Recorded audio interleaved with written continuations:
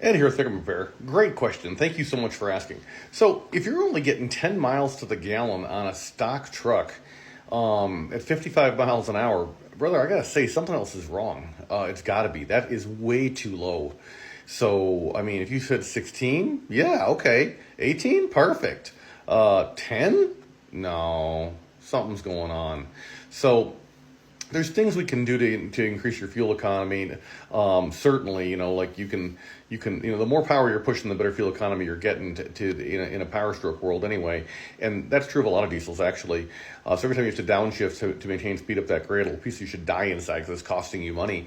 But if you're, I guess I got questions. What gears are you running in this truck? As an example, but do you have a sticking caliper, right? And a brake caliper? What are your tires inflated at?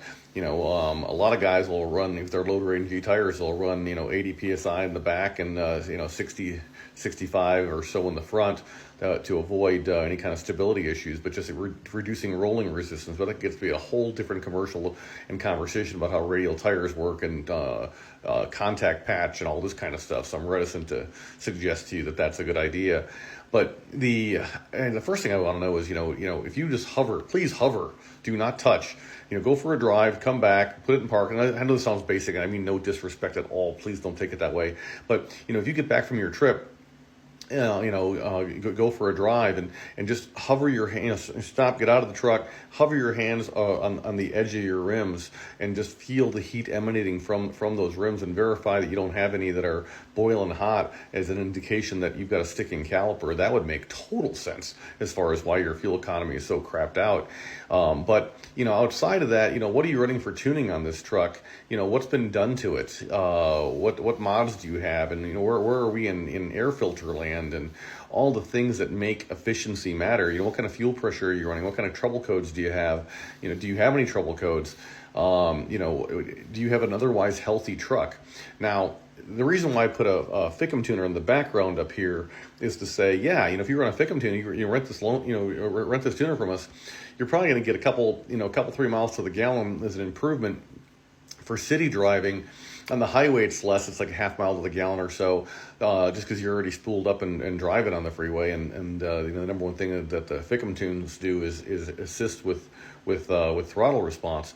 But I would need more information. So maybe drop a note in the comments here for everyone to see, and let us know what mods have been done to this truck, and let us know if you have any diagnostic trouble codes. Do you run codes and you don't see anything?